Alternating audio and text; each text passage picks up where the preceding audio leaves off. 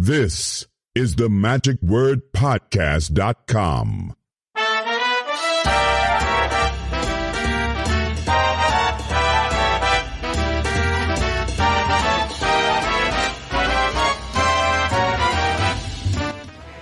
Before we begin today's report, I want to play which may become the official song for the 4F. Kristen Painter and Catalina had put together an amazing song.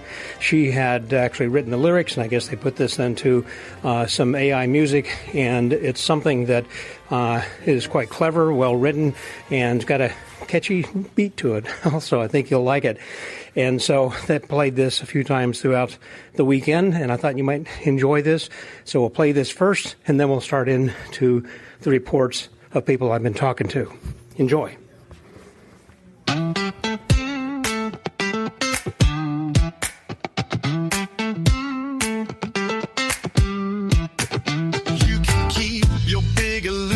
And your box full of doves. Give me coins and cards and the slides that I love, where legends swap secrets and new stars ignite, at the place where close-up burns brighter than light. No trap doors here, no smoke in the air, just knuckle busting magic with flair. Welcome to 4F, where the fingers fly fast, where the legends perform and the memories last. The best of the best with a deck in their hand, spinning miracles small, but the awe is so grand.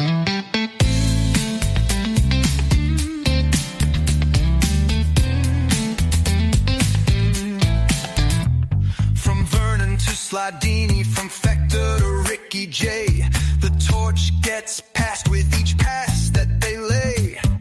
Palm it, switch it, vanish it slick. At 4F, the magic is raw and it's quick. It's invite only, baby. No tickets, no fluff. You gotta earn your stripes and your double lift bluff. With kings, queens, and jokers, the magical kind. It's a mind-melting playground for the sleight-of-hand mind. Yeah, welcome to 4F, the close-up elite, where miracles happen just inches from your seat. It's cards, coins, and cups, and the prestige we bestow on the masters of mystery at the 4F show. So raise up your deck and give one final spin, 'cause 4F's the place where the real work begins.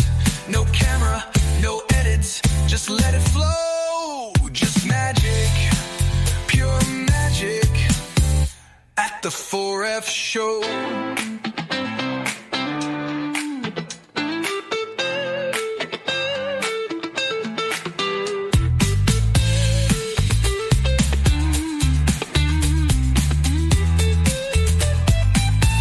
Yeah, welcome to 4F, where the fingers fly fast, where the legends perform and the memories last. The best of the best with a deck in their hands, spinning miracles small, but the awe is so grand.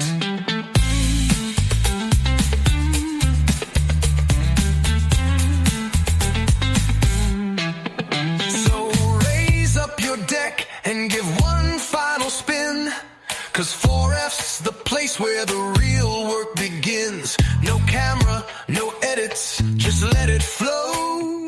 Just magic, pure magic at the 4F show. We are now on day 4, the final day of the 52nd 4F convention, and just had breakfast and getting ready for the first event of the day, which is a one-man show. And right now I've got with me a one-woman dynamo. She's over here clicking and excited. It looks like you have been up for a long time. You've been having a couple of cups of coffee. Alexadra Duvivier. Hey there, Alexandra. Hey! Hey, Scott. Hey, everybody. Good morning to you. Morning. So what did you enjoy about last evening's shows? I haven't had a chance to talk much on the podcast yet about the British show last night. The British show was kind of a highlight, no? Wasn't it? I really enjoyed all these artists, and one trick was really moving. This gentleman talking about his son and torn and restorer. Stirring and having stutters. Whoa. That was powerful. It was a good story, and the effect of the torn and restored card, visibly one card. Whoa, that was so fooling. Yeah. But many things really hit me, and it was really enjoyable. And you know what? I won't only stick to the yesterday night show. This whole convention is just a blast because it's not a convention. This word is too formal. It's a gathering of friends, of a family, and we are so happy to be together that it brings us a lot of love. So it's a lot of energy, positive vibes. Yes, and you've been coming now for, I'm going to say, 8 years or so? I don't remember how many years. I don't count. I have a hard time always counting in the years because otherwise I will say to myself, well, it's a woman thing, maybe, Yeah, I'm old, so no, I don't want to count anything. Women don't like to talk about their age. Oh, but I can tell you that I am 51, no problem. But still, tick-tock. So. Yeah, time's moving along for all of us, certainly. But this has been a convention that's been going along for a long time, and you're right, it's just a convening of friends. Oh, yeah. And an opportunity to really share some ideas. And as I was talking with someone yesterday, there are pet effects that people here share with each other that they normally would keep to themselves. Absolutely, and that's what some people told me already, and that I confirm, this gathering... Not convention. This gathering is like no other in the sense of it's friendship. It's not competition. It's not, this is my secret and then you have yours. You don't have cast of people who don't melt and just communicate. Everybody is just open to new things. And I think this, unlike a lot of other conventions, although there are a lot of old white guys here, we are getting more and more, number one, women and also younger people who are coming in. Absolutely. As opposed to some other conventions that are just dying out. Effectively. And Joan and Glenn are taking good care of that. They are. Why do you think this has become such an internationally known and respected event? Because, watch the first row. Come on. Mike Powers, Sean Farquhar, Paul Gertner, Henry Evans, Eric de Camps, and Boris Wilde, Gene Anderson, John, who's there, Steve Beam. Come on, it's amazing. Yeah. Amazing. Yeah. And again, what I think the strength of this gathering is that the word is sharing. The word is not, I'm going to fool you. The word is just enjoying. So that's a key word. Right. Yeah. Right. Is this one that you look forward to each year, that you would attend? Yeah, you know what? First thing, when I went into this convention on Wednesday, I just bought my ticket for next year. Mm-hmm. I was here only 1 hour, and I just bought I know, my friend. So this is an invitation-only event, and so I know the way we've been talking about this, people are saying, man, I want to sign up for next year, which I used to talk to Obi each year and then ask, what is it that people could do? And he said, well, you have to have 2 sponsors who will actually write. He said, you can't write in just yourself. He said, I need to have, he said, I do need to have you write in, because I can't have sponsors writing saying, hey, you should have this guy, because how do I know that this guy or gal wants to actually be part of it until that person actually says, yes, I definitely want to come. So it's kind of a 3-pronged thing, and but the sponsors are the ones who have been an attendee over the past. So again, those who might be interested in attending, then they need to send an email and then but more importantly, get a couple of sponsors and people. And I think regardless of whatever country you're in, because it is such an international event, you'll find someone within your country or nearby who has attended at least once to this. So this year, I know that you're taking a break kind of from Double Fond, from your theater, yours and your dad theater, and you teach magic then also. As well, you got like a class that you teach or a school? Or? We have a school. Yes. We have a school that is able to deliver a diploma recognized by the Ministry of Labor as a diploma, and we are the first in the world to do that. And I hope that we are only the first in the world, but to have an open door for many other countries, because magic must be recognized as an art form. Yep, definitely so. And how many students do you typically have, and how long do the classes last? Each year we have more or less 15, 20 people. Okay. And how long is it? I mean, is it like a 3 week? It's a 1 year. 3 month or a year? It's a 1 year program. Okay. And then once they graduate, do they go out then and perform, or what do you... That's the hope, That's what we teach them for. We teach them, of course, the repertoire about magic, but also how to sell yourself, the prices of the market, to have a website, to have a business card, and so on. How do you sell yourself? And we try to help, but we can't do everything. They have to do the work, Yeah, well, that's true. It's like anything else. If you want to do it, you got to put in the time and effort. Absolutely, yeah. You don't want just the idly curious. You want to make sure it's someone who has a dedication for it. But we are so proud to be able to do that. Yeah. So that's great for magic. Yeah. It's great for everyone. Are you coming back over for any other conventions like the IBM or SAM convention, or is this your only time in the U.S. this year, you think? No, I was there in last February for 1 month, performing at the Rhapsody Theater, this exquisite venue of Ricardo, yes, the Rhapsody in Chicago. Also, I was doing some shows at the Art of Play, 69 Atlantic in New York, and I participate to this one-of-a-kind convention, Mystify. Oh, my goodness. Held by Leah Owens. It was just amazing. Guys, next one is in 2027. Please go there. It was just great. Yeah. I've heard nothing but good things about that, and when I talked with Leah on an episode about that, she excited me. Yeah, it sounded very interesting. And then you still come over from time to time to do Tape Masters of Illusion for Gay Blackstone? Absolutely. I am so lucky to be asked for, and I love coming back year after years after years, because now I've done a lot of years in a row, so I love it. Yeah. Well, Alexandra, always good talking with you. I'm glad that you are here then this year and actually making this such an exciting event. People always love to see you perform. You've done a great job up there the last couple of days. Thank you, Stan. So with Magic Word Podcast, that was Alexadra Duvivier. Scotty out.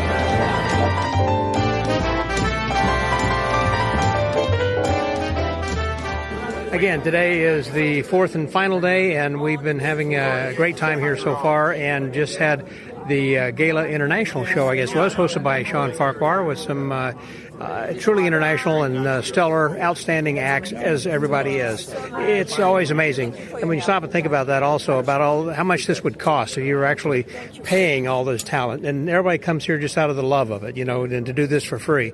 And here's a guy who does things for free also. Way too often. That's right. Billy Starburst.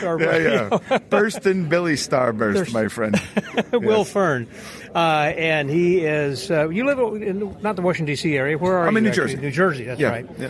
And you consider yourself like a 40-miler, or what do you call it? 100-miler? 40-miler. Luckily, I live 40 miles away from both New York and Philadelphia, so I do a good amount of work in each town. And New Jersey is a pretty big state in between as well. Yeah. So it's a very tightly packed part of the country, maybe the tightest, I don't know. And so I'm able to sleep in my bed every night, pretty much. I'm out of town once or twice a month, mate. So usually, but not, sometimes not. That's nice to have a family that way, than too, and a real life. Have a real life, and I can hit the gym on a regular basis. The gym that I know, I don't like hotel gyms, but I'm a 40-miler, so it just means you have to have a big repertoire, and I do. So luckily I can stay in one place and do a lot of shows. Well, and you have a lot of people who are all around there, different corporations, and everything. And New Jersey's loaded with people, corporations, and actually I have luckily New Jersey is known as Princeton to New Brunswick is known as Pharma Alley, and I'm in that area. So there's a lot of pharmaceutical companies that have either headquarters or major posts there. The East Coast, they've got a little bit of money. Yeah. So that helps. Yeah, that helps. Now I mentioned Thurston Starburst. That was so. Tell people about the name, about what you were doing yesterday. You were the MC. Yeah, I was at MC for a show. I was going to be leading off a show, and then I found out 3.5 days before the convention, I was going to MC a show, which I've never done, much less at 4F, for 7 or 8 acts. So I came up with the idea of being a game show host, and to bring it up a notch and add some color, I decided to be Burst and Billy Starburst, and I was throwing out Starburst and just amped up with the super sequin jacket. So it was an even caffeinated version of my usual caffeinated self, and just did silly game shows. Did you really buy the jacket just for the gag? Yeah. $80, come on, I went in deep. That is cool. Yeah. Actually, but turns out I was hosted to because you never know. Yeah, so I created this character, so I was hired to just read bingo for a charity event next week, and maybe do a little bit of magic. There you go. As bingo reader, I could easily add the jacket, be Burst and Billy Starburst, have some fun, toss out the Starburst, and be just a more fun bingo number reader as a character. They'll have you back more often. Yes, I think so. She likes me as a magician. She says her husband's out of town. He's usually the character who adds fun to their fundraiser. But she said, you're just always fun. So, but now I can be a character and do it. So I'm more excited about it because I've got a bigger repertoire. Yeah. Because again, you come to conventions and compete to challenge yourself to come up with something new, and I did. And now I got something I could use. And you've been coming here for how many years? That's I think my 9th. Okay. Yeah. And over the last 9 years, has there been something that stands out in your mind, or something you've seen, or? Oh man, I tell you what, there's so many great acts because I'm a worker, man. I'm not a wealthy guy. I don't have the time to go out to other magic conventions, but I make time for this one, and because the world comes here. That's true. That's a very good way of putting it. Just seeing the guys like Javi Benitez and Willie Monroe and all the guys come from Asia, all the distance they travel. We're so blessed they come to Buffalo, of all places. And I just get so inspired. And I have friends around the world, so when I do cruise ship gigs, I can always stop and see a friend. It's just added so much to my life coming to this one convention. And pick one, stay with one, and you meet guys from all over the world. Magic's just great like that. Yeah, it really is. And that's part of the thing, that I'm hearing over and over with everyone I'm talking with is certainly the acts are great, but also it's the camaraderie, it's the friendship, it's the fellowship, it's the brotherhood, the sisterhood. And because people are so far around the world, everybody's willing to share.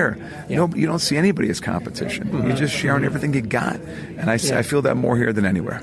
Yeah, that's a very good point. And that's another thing I was going to say is whenever we go to other conventions or other places, people feel like we don't want to share because we don't know what level you are and how serious you are. But here, everybody is serious. Not just serious, but passionate with the word. Yeah. There's a passion barrier to get in here. And anybody of any age, there's a reason why they're here. Yeah. And sit and talk with anybody, and you're going to be a better magician. Yeah, no, that's unquestionable. Have you purchased anything in the dealer's room? I was about to do it right now until you pulled out the mic on me. Because you come to this, and it's so relationship that they were complaining nobody was in the dealer's room because we're here to see each other. We're not here for the latest, greatest. I'd go to a Blackpool for the dealer's room because I want to see the latest, greatest. Sure. But here, you're looking to see the oldest and the moldiest of your friends to share time with. And one more time because you don't know if that's going to be the last. Exactly. Oh, Jesus God. But anyway, so I'm going to go spend some money and then support those guys because then there's a couple products I want. If they're there, I'm going to get them. Okay.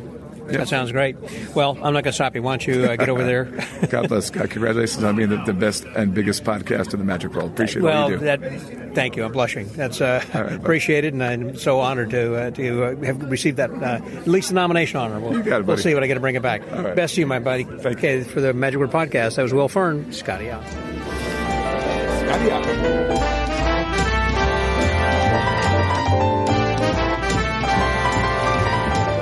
We've had a lot of performers come and go through here over the last few days, and one of the performers we saw then yesterday is with me then right now, who is also someone who if you've ever been up in Chicago and if you've attended the Chicago Magic Lounge, or particularly those of you who have worked there. He's the entertainment director. Here he is, Ben Barnes. Have you seen him on Masters Illusion? And I don't know where all else. Magic Castle. Here he is. Hey, Ben, how are you? I'm doing very well, Scott. Nice to see you. Good seeing you, my friend. You having a great time at this convention? Unbelievable. Yeah. Great time. How was your experience in performing there? Easy. Easier than before? Easier than the first time. Yeah, a lot less intimidating. Yeah, everyone is your friend now. Exactly. So you can breathe and have fun. That's a very good way of putting it. Yeah. That a lot of times when people are coming here for the first time, obviously there's a lot of intimidation when you look around the room. Yeah. But after you start to get to know everyone, then you kind of feel that you're a peer and you've proven yourself that you have some serious interest and passion, then they're with you.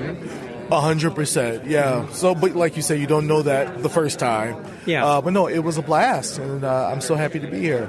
Yeah. Now, I want to talk with you just a second because we were talking in one of the party rooms there last night about there's another Chicago venue that's going to be opening soon, did you say? It should be the end of the year, from what I've been told. And from what I can see, they have an Instagram page. It's called The Hand and the Eye. Hand and the Eye. Okay. And, they've kept things very secret to thus far, but it looks amazing.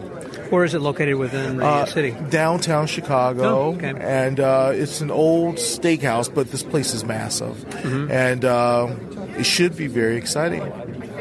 And you know nothing really about it because they have been keeping it pretty secretive. Oh, my God. I know the name. That's all you know? Okay.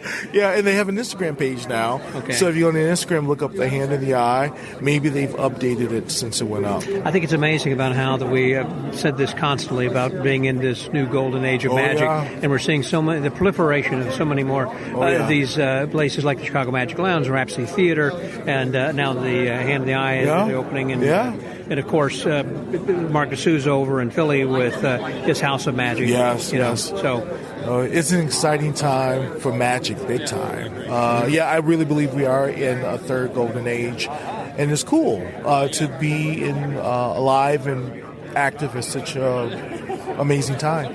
It is. Now, going back to the convention over here, has there been something else that you have seen or learned or a conversation you've had or something that kind of stands out here at this convention? We just saw Eddie Fechter's nephew. It was his nephew. I thought it was his brother. Is it No, his that's nephew? his nephew. Okay. It was his nephew.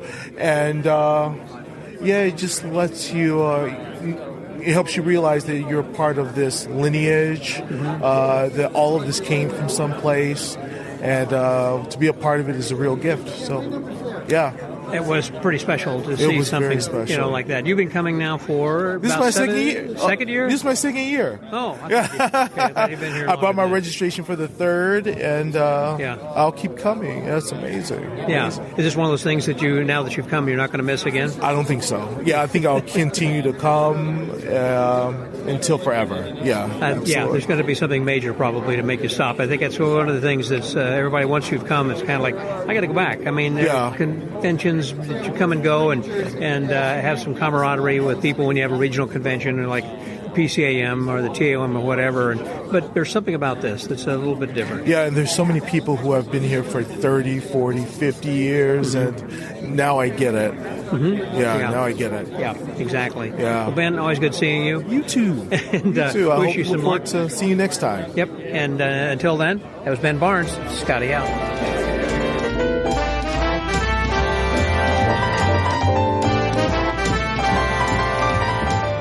Well, we just talked with Ben Barnes a moment ago about the convention and also about new magic venues. And I've got someone with me here who had his own venue for a while and now has merged into something else new. And we're going to talk a little bit about that as well as the convention right now. And here he is, Danny Arch. Hey, Danny. Hi, Scott. How are you? I am fantastic. Good to see you. You working on some new stuff, some new material, new tricks? Oh, always. Yeah. Always. Trying to keep the act fresh, keep the act new. I have told you before, and I want to go on record again. I have said this several times that I think of all the Murphys at the table magic lectures, that the one that you had done was by far the best. I think every trick on there was solid, and it's all commercial and well done. Because you and Dan Fleshman worked for a long time in a bar there, that steakhouse. We did for Dan's still working there, believe it or not. Oh, is that right? I can't believe it, but I did about 8.5, 9 years there, and it was good for the chops, good for creativity, and good for magic. Yeah, and with that, you had, again, tested material and stuff that was commercial all the time that you had worked with. Mm-hmm. And then you'd move back then to Philly with your buddy Marty. Correct, me and Marty Martin, and we talked about it, and I said, I'm tired of being on the road all the time. Let's open up a theater. I was thinking about opening up a theater. Marty said, let's, you and I did it. And in 1 year, we opened up the Smoke and Mirrors Magic Theater, and we ran that, and then COVID came in and kneecapped a lot of the small theaters. It was very hard time. We reopened afterwards. But when we were opening up the Smoke and Mirrors Theater, Marty reached out to Mark and said, Danny and I are going to do this. Do you want to be part of the project? Because we know that was something that Mark had considered. Yeah.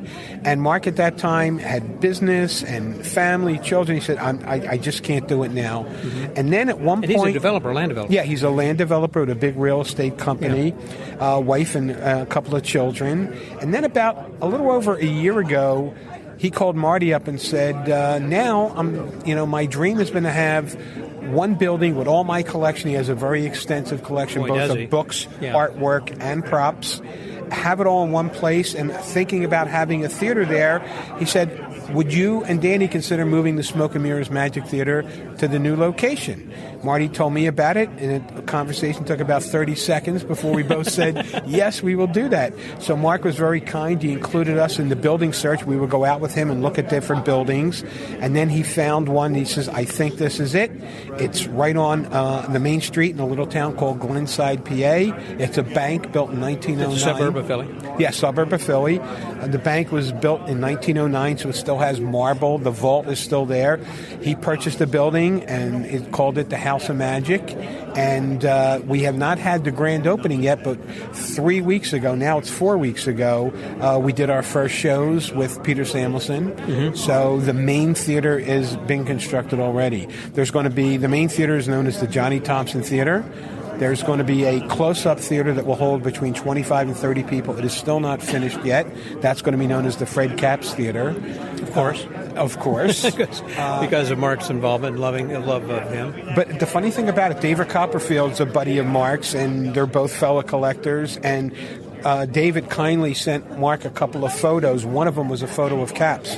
And Mark and I went out to lunch. We came back, and the picture was installed outside the theater. And I'm looking at the picture, a gigantic black and white picture, and I said, I have never seen that picture of Capps. And Mark said, neither have I.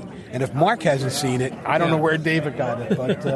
But that went up, and so that's going to be. And then the vault is still there. The bank vault is still there with all the safety deposit boxes, and we're going to incorporate that into the theater as well. There's also a VIP room for the VIP members, and downstairs will be the library, the museum, the event space, and. How many square feet is it, do you know? I believe the whole building, I don't know. The part that's going to be the magic part, because he has another floor with business tenants. There's a tattoo parlor and I think a real estate office. But the part with the magic, I think, is about 12,000 square feet. Wow. Okay. Right. You know, when you were saying about a place where you can put all this stuff, I was thinking that might have been something his wife had said, yes, let's get this crap out of the house, and now you got a place to put it. Well, he showed me where the library is going to be. It's going to be floor-to-ceiling shelves with one of those rolling ladders. And I said, Mark, I don't think it's all going to fit in here. And he says, you might be right. Yeah. He's been collecting for years. And a lot of people that have been to his house think, wow, what a great collection. What they may or may not know is he had several other buildings or warehouses housing the rest of the collection. So it was not all at his house. You know, I've only been to his house. I hadn't gone to some of those other storage units. And I have seen some of the other storage places. So his collection is just outstanding. And, of course, I understand the reason he named it the House of Magic is kind of after Eugene Berger's quote of saying this House of Magic has many rooms. I believe that is why he named it that, and it's the truth. Mark is, without a doubt, one of the most enthusiastic, supportive magicians and passionate about magic of anybody I know. He is internationally known, besides being a hell of a performer himself. And respected, right? Yeah. Mm-hmm. That's very true. Now, I remember also in talking with you about your early days and starting to build this. In fact, I think if they go back in the podcast, we may have talked about that when you were still designing that. And I remember at the time, I think you were going to be having like 3 different rooms, in which you had the main room, you were going to have a room to teach magic, and then another one where people, the gift shop that people would go through. I never did get a chance to visit Smoke and Mirrors, but did it develop like that? It did. We had the main theater. We never really put up together the close-up theater, because the main theater, it was small enough that you could do close-up or parlor in there, but we did have the gift shop, and we did have our event space where we can have private parties and events like that. And the same thing will be occurring at the House of Magic. And did you teach magic there also, have lessons and things? We did, but we were just so consumed with the show and then COVID that after COVID we never resumed with the lessons. But Mark is passionate about exposing more people to the art of magic, and he definitely has plans not only to be teaching laymen, but to be teaching more experienced magicians through his lecture series that he always had done at his house. The lectures will now occur at the House of Magic. In fact, the day before 4F started, the very first lecture happened. J. Scott Berry, who emceed the first show, was the first lecture at the House of Magic. Oh, wow. Yeah, as a matter of fact, I think he told me about that, and I said, well, I'm going to be talking to Danny later about that. I wanted to get some more details about how So they had the official opening. I mean, that wasn't just a soft opening. I mean, it's up and going. Yeah, but this is not the grand opening. Oh, it's not yet. Okay. So this is, again, still the soft opening.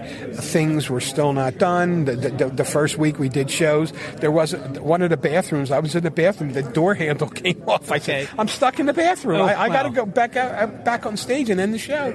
And I was able to get myself out of the bathroom. So, Mark, they're still working on it. When I go back, I've been here for about 4 days now. When I go back, I will say, this is done, that's done.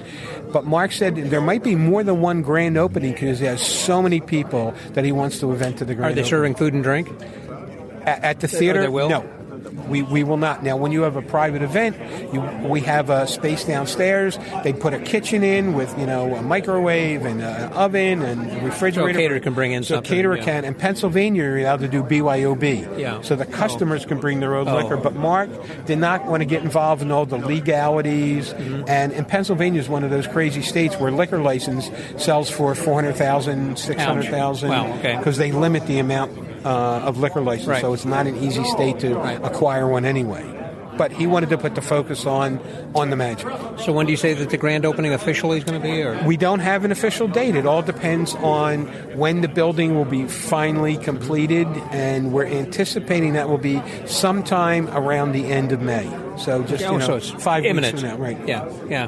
Well, back to this convention. Then you mentioned J. Scott Berry opening as the MC and everything. Here we are getting towards the end over here. Matter of fact, I think we've just got the tribute that we'll have the guest of honor here shortly, and then the final show. Yeah, we're going to have dinner here and everything. So tell me, what has been something so far that has been outstanding for this year for you? There have been too many to mention. I mean, Eric DeCamps' lecture I thought was phenomenal.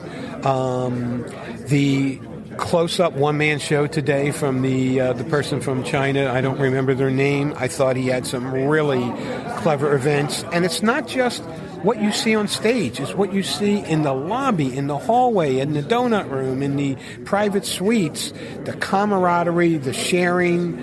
This is for the people that are fortunate to attend. Yeah. I hope they realize that every Magic convention is not like this. This is really a special weekend, and now that I'm back on the East Coast, I plan to come every year as long as I'm able. I was going to say, because it's been a while really since I've seen you, because you were regular for a while, it seemed like. I went to some of the very early Fectors 4Fs, and then when I moved to Colorado, I had a wife, I had kids, and as a performer, I was working all the time, and I came to a couple, but then finally I just wasn't able to get here all the time. But now it's drivable distance. Mike Miller and I drove up from Philly, so as long as I'm alive, I'll be at 4F. We'll be seeing you here every year then. You will. There's so many others who have said the same thing. Now I was just talking to Ben Barnes. This is his second year, and he said, I plan on coming until I die. Yeah. Keep on coming. Exactly. Yeah, I think that's the way most people are. Well, Danny, thank you very much. Congratulations to you and Mark and Marty and everything. So thank you, Scott. And thanks for sharing the magic word and getting the word out about not only this convention, but all the places that you cover and shining a good light on magic. It's a passion. I love it. And I love you guys, too. Thank you, Danny. Thank you, man. So for the Magic Word Podcast, that was Danny Archer. Scotty out.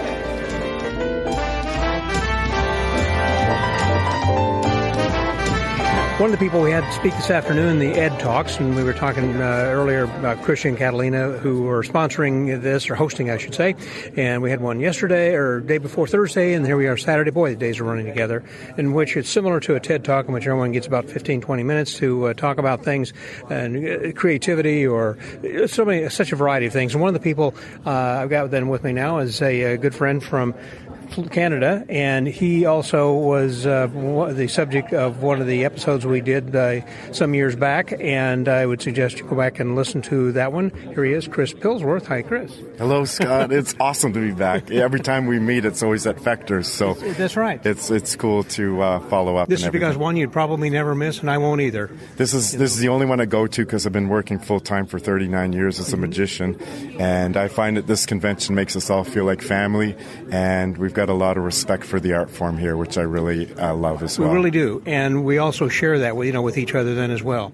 And that's one of the things that you have been doing for a long time, and that is consulting and helping people. Like you go to Rick Wilcox's theater and help him every year with some stuff. Yeah, Rick flies me in for a week at a time, and we just go like gangbusters to work on existing routines that need to be, tweaked here and there, some new stuff. And then whenever I'm watching the shows, I always see a few things that I think could be tweaked as well. So Rick and Susan are awesome to work for. If you get a chance to go to their show in Wisconsin Dells, well worth the trip. It's like one of the best shows in the world, I would say. But you're not limited necessarily to the U.S. because I think we talked last time you were like in China and you travel kind of all over the place. I mean, or Japan? I do a little bit of traveling. I was in 2017. I was one of the consultants. There was a few from the States, one from Britain, Rory Adams, who has One Ahead, a weekly newsletter. Love that. And then also Megura from Japan. And I was flown in to work on The Amazing Magicians, which was a TV series.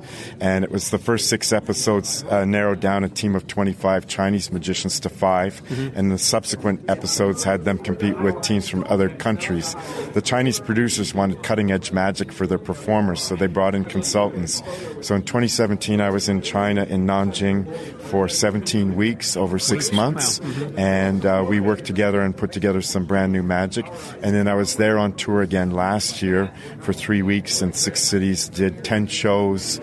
I did 6 lectures in the 6 cities, and then 4 performance-based workshops on how to present and perform using acting techniques and performance techniques. And so I don't tour often, but when I do, it's really cool because I get to visit new places around the world and meet new people and make new friends in magic. Right. That's phenomenal. You have to be in a good place and the right time, and you're the right person, to be able to help them with that. And one of the things as far as consulting and coming up with ideas, your background was in design, and you were talking today about the paper bag and egg, and I love that so much. I bought 2 of them. Oh, cool. Because I want to have a backup, because I know they are well made and can withstand several performances, but I thought, I'm going to use this enough. I'm probably going to, stress the bag. I'm going to need to get another one. So I thought, well, I better get 2 because it's a better price, 2 for 1, or whatever I got. That's great. When I designed it, when Bill and I introduced it in 2014, I realized I tested them out, and I could get like maybe 150 performances. I did it like IKEA would test furniture, just doing one after the other. So eventually they will wear out. You need to get a new one. So it's a consumable, but it might be a couple of years when you need. Right. And every package that's sold comes with 2, so you might be good for 3 years. And if it goes well, then you just order refills, and they're not as expensive as buying the full kit. Yeah, but it was just, I've always loved the egg bag, and it's something I've always done, and I thought this is much more organic by having a paper bag, and I just want to recommend other people to at least look into it, and Bill Abbott is a guy I know who is marketing that for you. Do you know where they can get that? Well, Bill Abbott discontinued it, so I'm the sole distributor now, so people can just go Chris Pilsworth. If they email me either from chrispilsworth.com or borntoamaze.com, then I'll get the email, and then I can make them up if I don't have any in stock and ship them out. That's not a problem. It's one of those things, again, that I recommend people who have done the egg bag to at least look into this. It's a different alternative. Makes much more sense. I love it. And again, about what you were showing today about how that you had to make the jigs and everything so that you could mass produce these things. That was very fascinating. I enjoyed that. Thank you. Oh, you're welcome. Thank you very much, Scott. And thanks also for being on here. And I know you got a couple people waiting who are actually interested in buying a couple of things, so I'm going to let you go over here then right now. Chris, as always, good to see you, my friend. Thank you very much, Scott. So the Magic Word Podcast, that's Chris Pilsworth, Scotty. Oh, by the way, I want to say, that was not just Chris Pilsworth. That was the Andy Warhol of magic. And and if you'll go to the website for the magicwordpodcast.com, I've got a bunch of pictures. I'll have a picture of him, and you can judge for yourself. Scotty out.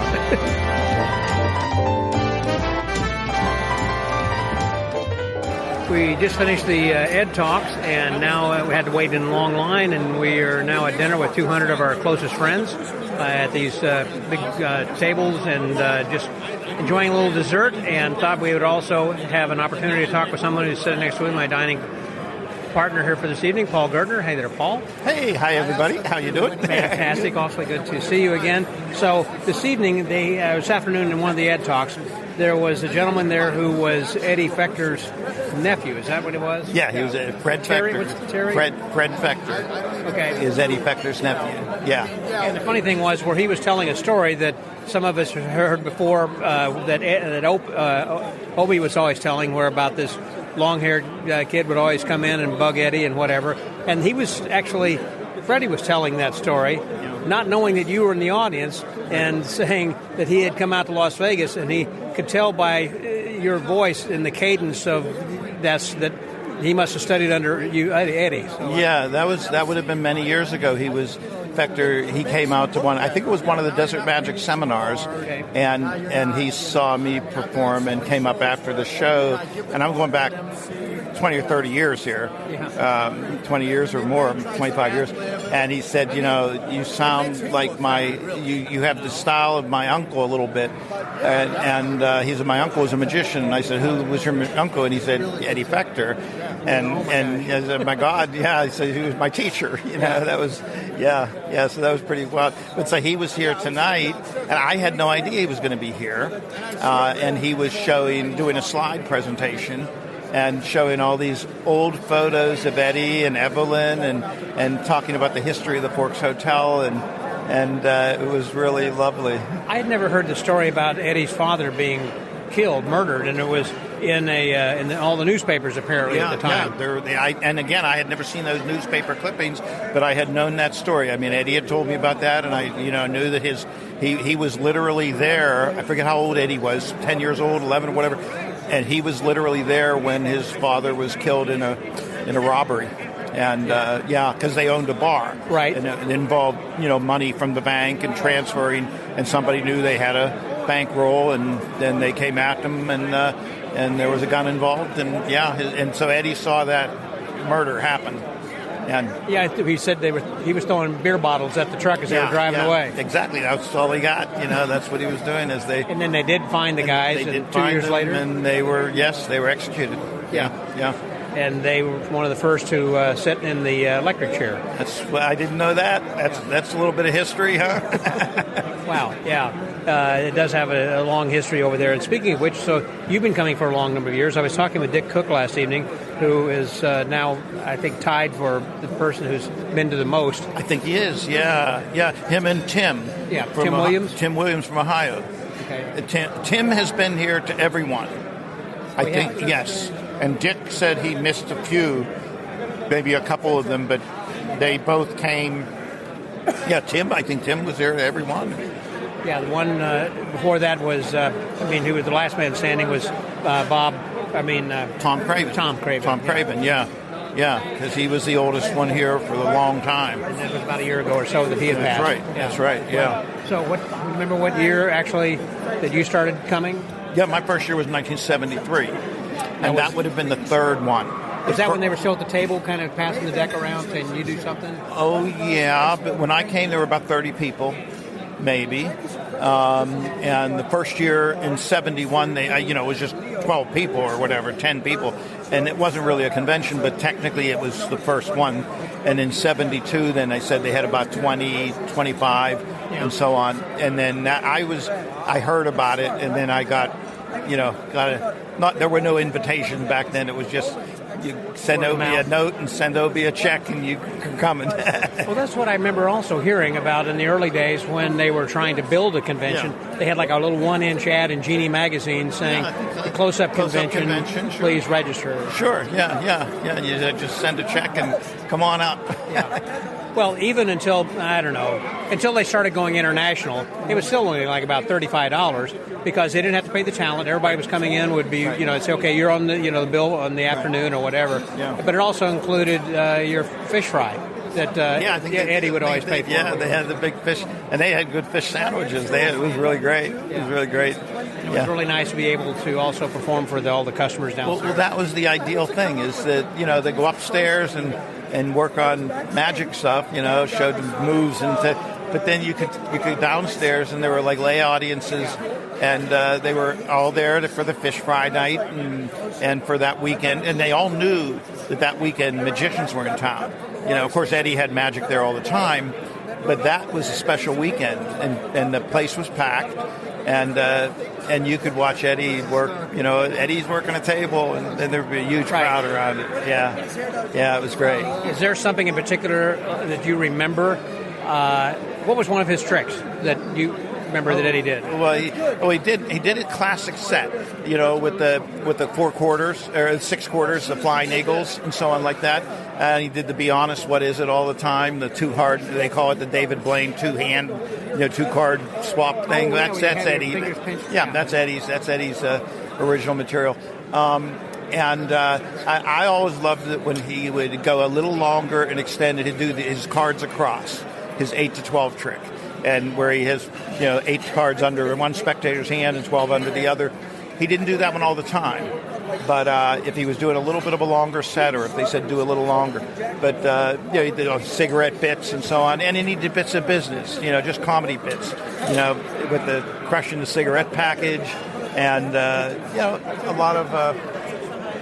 lot of good material there, but just his card work was, he did the the Fector aces, where it find the 4 aces and then put them back in the pack, and now they were at 4, 8, 12, 16, and he'd get to them sometimes with a spelling, sometimes with somebody naming a number and so on like that. Very, a lot of stuff, but using some crimps and so on. It was good stuff. Where did they learn this? With maybe a few books? I mean, it wasn't like that. I mean, that was the genesis, the beginning of close-up magic, So there weren't a lot of places you can go to learn things.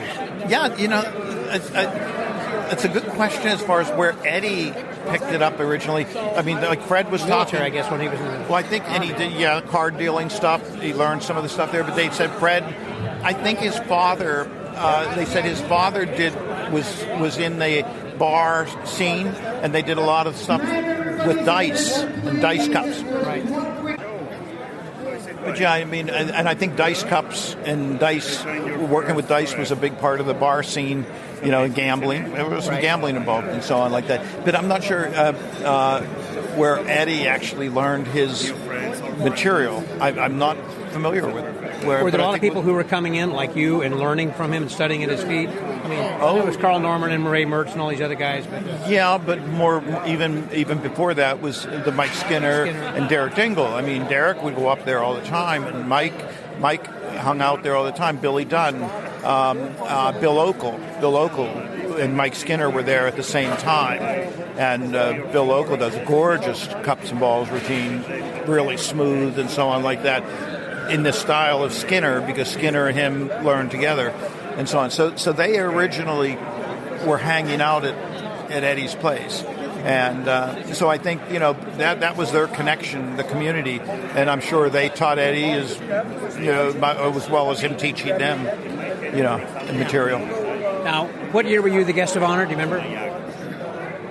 Somewhere around 2003 or something like that, maybe. Or no, maybe 1993. 93. I think it was 93, yeah. Because it was 20 years. I think it was almost like 20 years after. I was there in 73 for the first time, and 20 years later, I think I was the guest of honor in 93, yeah. And over all those years, is there something that kind of stands out? I mean, it seems to be, I'm sure, a blur if you think back, but... Yeah, the couple, the year Del Rey came and just destroyed everybody. You're the second person to mention that. Yeah, the year Del Rey came it was very, very memorable. And then when Tommy Wonder came for the first time and did his cups and balls and freaked everyone out. And also another one for me was when I used to come up and Scotty York. Scotty did some really, really wild magic at Vectors and blew people away. Very creative close-up. And so Scotty coming up there was fun. But then, even I remember Max Maven, one of the first times he came, and doing the equivoque and just to another level.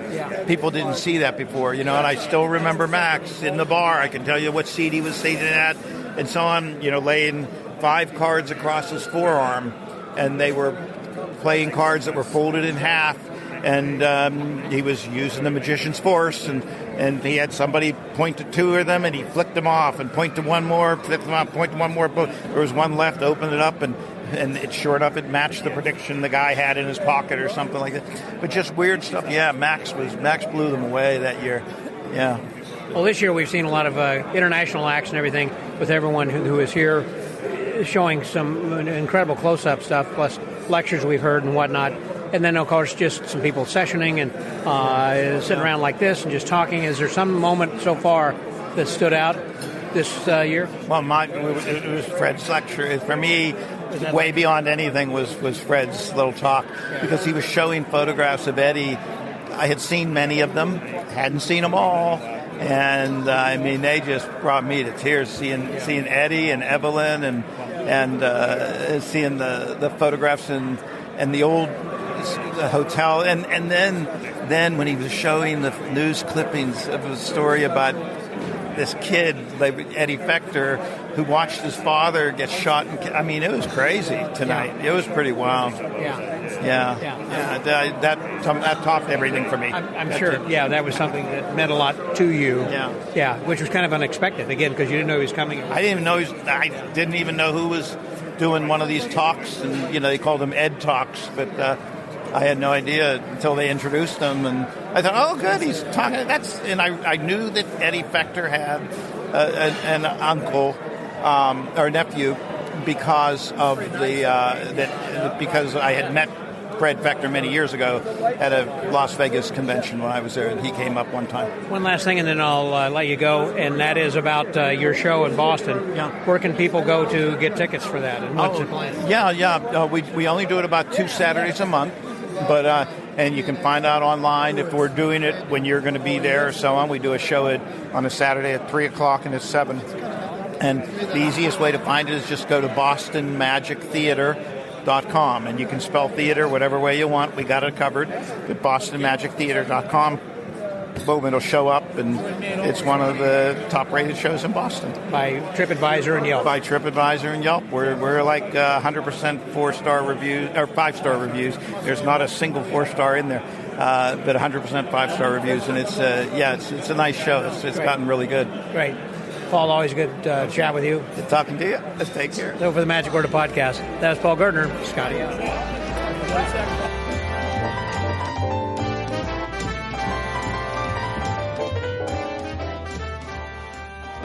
We've just finished the evening show. In fact, we have finished the entire show, and everything is now over, and people are slowly kind of peeling off. Some are going to bed because they've got early morning flights and trying to catch at least a couple of hours of shut-eye. But we had, again, just a full evening and a lot of fun following the Guest of Honor awards that were given to Eric DeCamps for everything that he had been doing over the years. It was very nice, and then we had a great gala show. Do you remember what the guy's name was, by the way? Who was? Guards? Yeah, the fellow is from Japan. I took the. You know what? I mean, to add the runtime to us, but I did steal the. Yeah, there was just an amazing gentleman from Japan who was here. Ichiban. What was Suzuki? Shun Suzuki is what. Shun Suzuki. It was just I pronounced that wrong. And it was just really incredible. In fact, they put like a black drape behind him and everything so he could do some black art stuff, but it was really good, and even close-up looked fantastic. And then Steve Bergazzi and Rick Merrill then closed the show, just kind of recapping what had happened over the week by giving a lot of humorous anecdotes to different things that they had observed. But I've got with me right now one of the fellows who was in the show, by the way, who had received the first standing ovation during his performance, and that's Michael Bloemke. Hey there, Michael. Hello, Scott. How are you? I'm fantastic. And you might recognize the name also because he's one who had won at a spot to go to FISM when we were at Magic Texas this last fall, and I chatted with you briefly while we were there then as well. You looking forward to heading to Italy? I am so excited. This weekend, actually, there's a lot of just opportunities to talk about things and see things. I mean, even just speaking of Shun Suzuki, that was correct. I absolutely loved his act, and I was actually planning, I was going to pull out my phone and text a friend of mine who's Giancarlo Bernini's coming with me to FISM, to Italy, and I was going to text him and be like, I know we're going to watch the acts, but we got to make sure we watch this guy because I loved his act so much. I told Will Fern, who's sitting next to me, that was basically everything I love about card magic. It was done so well, and he did not overstay his welcome or anything like that. The way a lot of, not to criticize, but some manipulation acts kind of go on for a while, and his was fantastic. I loved it, and that was just a small piece of so much that I loved. There's a lot of just Europeans and Italians specifically that I was able to talk to and just get their perspective on both Italian culture as well as magic in Italy, what to expect going to FISM, people who have been to FISM, a lot of FISM winners and competitors that are here. So just talking to so many people, it's really building up the excitement and also the just nervousness with the realization that it's about 80 or 90 days away, really kind of hitting me. It's like, oh, shoot. What kind of surprised me a little bit when you were performing here this year is that you did not do the FISM act. You did something completely different, because I thought you'd be working on that and kind of fine-tuning it here. Yeah, I probably should have done my FISM act because I talked to a lot of people, and they were like, oh, is that what you're doing? Like, have I seen your act? And I was like, no, this conversation would be a little more meaningful and helpful if I had done my actual act, which I should have done. There's a few reasons I didn't. Part of it was that I am changing the method a little bit to make things a little bit better, and the timing was just bad, that it's right in the middle of rebuilding a table, and so I didn't want to do the old one, but I couldn't quite do the new one yet. And then the other big reason was the flight. Last year I drove 12 hours so I could haul my table here. This year there's not only am I flying, with it being a layover both ways, so 4 airplanes, so it would be incredibly expensive to haul this stuff, but also there's new jokes, new effects, and a lot more props. All inconvenient props, multiple trash cans, a really long 3-foot-long claw. It's my own. So it's so much stuff. And then the other big reason was that I just wanted to do that card trick. I thought that was just something fun at 4F. Wanted to do something a little different. It was something just in my mind that I've been playing with for a little while, and thought appeals to magicians. A lot of magic jokes, and as much as I wanted to, and probably should have done my FISM act, this was.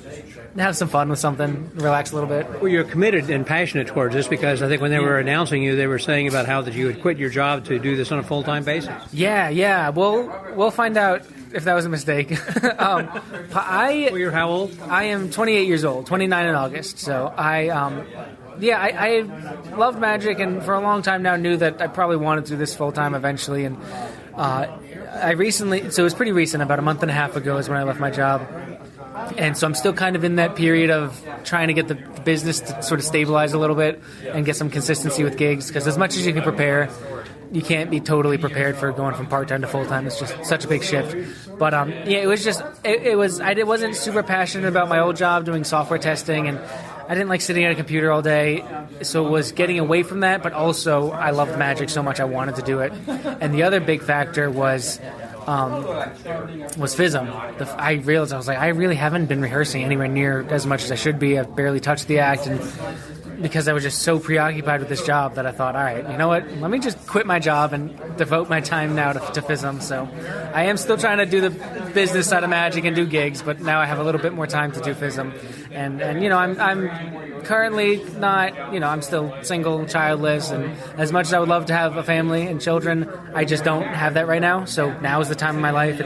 I don't really have real responsibilities or dependents, so figured the timing was right, so I just kind of went for it. So we'll see how it works out. Yeah, well, now is a good time for you to do that. When you really are kind of free and easy, I guess it'll be a little more difficult later in life. Yeah, definitely. And hoping to kind of capitalize on FISM a little bit. Use that as a bit of a marketing, if I do well. Well, have you enjoyed this convention, by the way? Oh, absolutely. It has been so much fun. This is my second year here. Last year was awesome. And then this year...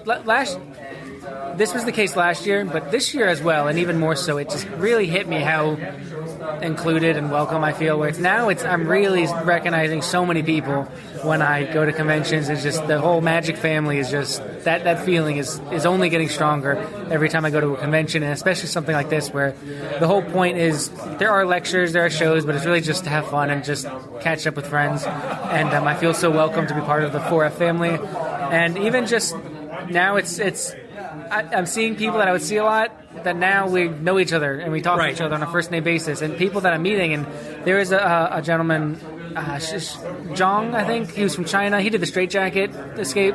Yeah. And in the lobby the other day, he saw me and he was like, "Oh, we all know you in China because of your claw, the cups and balls, and so things like that. That now people are kind of knowing me, and that was a lot of fun to hear stuff like that. And just now my name's getting around, other people's names. I'm hearing about them and getting to meet them. I finally got to meet Rick Merrill. I talked to him briefly because he was cleaning up some stuff. So later tonight, I'm hoping to sit down with him and talk a little bit about FISM and just kind of what to expect competition-wise. And also my act is a comedy act. It's not in the category, but it is a comedy act. And Rick's was also a comedy act. So it's good to get someone who has that experience and can give you some real-world advice. Yeah, and I love Rick's sense of humor. I loved his act. Rick and Stephen Bargatze as well. Stephen has a very... I really like his sense of humor as well. They both are people I'd love to talk to. Well, I wish you nothing but the best of luck, and I'm sure you're going to score very well. I'll be there cheering you all the way then, too. Yeah, thank you so much. I'm hoping to catch up with you. We'll have to sit down. I don't know how much I can talk to you at FISM before my act, because I'm actually found out that I'm performing near the end. They did reveal the order. I saw the drawing. So I'm it looks like going to be on the last day. So as much as I want to see all the shows and the lectures and, of course, the competition, there is a temptation to just hide in my hotel room and rehearse. So I don't know how much I'll commit to anything, but especially once I'm done performing, I would even immediately afterwards, I'd love to sit down and just talk to you. So, but yeah, if I don't see you before then see you in Italy. Very good. So with the Magic Word Podcast, we're pulling for you. This is Michael Bloemke. Scotty out.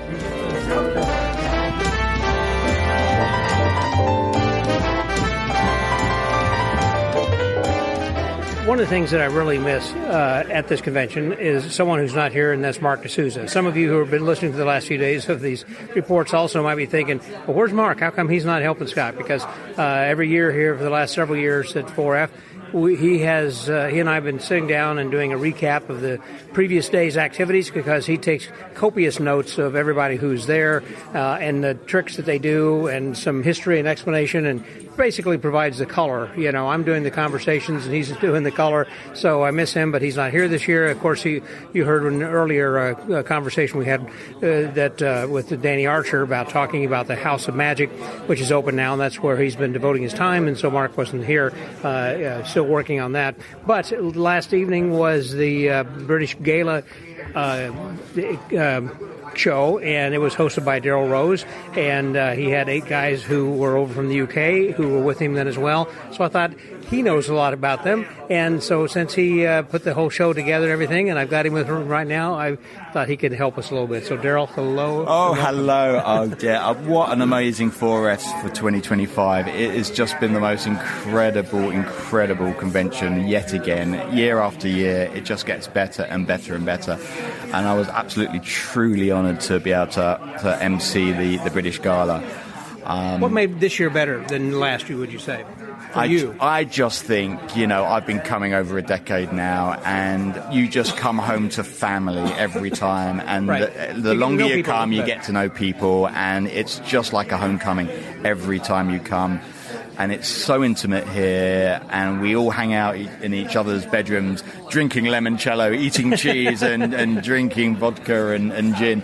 And yeah, I think that's what makes it special. You look forward to seeing everyone, arriving in reception, huge hugs.